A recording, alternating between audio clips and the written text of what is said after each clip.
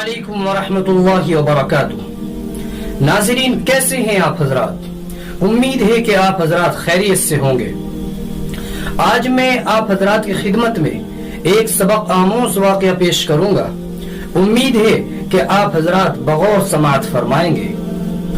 کسی علاقے میں ایک نہر کی کھدائی ہو رہی تھی۔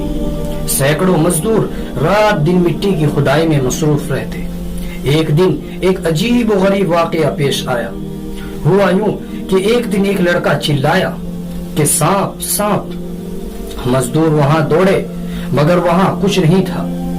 جب اس لڑکے نے ایسا کئی بار کیا تو مالک نے سوچا کہ شاید ایسا لگتا ہے یہ ناٹک کر رہا ہے اور اسے بھوک لگ رہی ہے اور یہ گھر جانا چاہتا ہے۔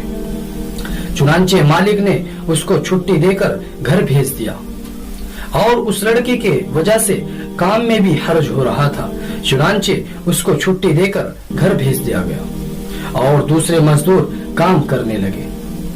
کچھ حصے کی کھدائی کے بعد مزدوروں کو وہاں ایک بل نظر آیا۔ اب انہیں یقین ہو گیا کہ ایسا لگتا ہے شاید اس بل میں ضرور سانپ موجود ہے۔ تھوڑا کھودنے پر واقعی ایک سانپ نکلا۔ اس وقت مزدوروں کے پاس وہاں فوڑے کے علاوہ کچھ نہیں تھا۔ ایک مزدور نے فوڑا مارا اور سانپ کے 2 ٹکڑے ہو گئے۔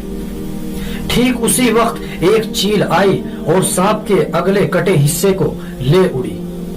ادھر وہ لڑکا خوشی خوشی اپنے گھر جا رہا تھا۔ ابھی وہ لڑکا گھر کے قریب ہی پہنچا تھا کہ آسمان سے ایک ادکٹا زندہ سانپ اس کے اوپر گرا، جس نے اسے ڈسا اور وہ فوراً ہی مر گیا۔ ناظرین، یہ وہی سانپ تھا مزدوروں نے جس کے 2 ٹکڑے کر دیے تھے۔ یہ سانپ اس کو وہاں بھی کاٹ سکتا تھا جہاں وہ نہر کی کھدائی کر رہا تھا، لیکن اللہ تعالیٰ نے ایک موت کا وقت مقرر رکھا ہے، تو اس کی موت گھر سے دور چند منٹ پہلے کیسے آ جاتی؟ اللہ تعالیٰ نے اس کی موت کچھ منٹ کے بعد گھر کے قریب لکھ دی تھی، اس لیے اس کو وہاں موت نہیں آئی۔ ملت اسلامیہ کے نوجوانوں اور میرے عزیز اور ماؤں بہنوں، جب میں اس واقعے کو پڑھتا ہوں تو مجھے قرآن کی ایک آیت یاد آتی ہے، اور جب میں اس قرآن کی آیت کو پڑھتا ہوں تو مجھے اس واقعے کی یاد آتی ہے۔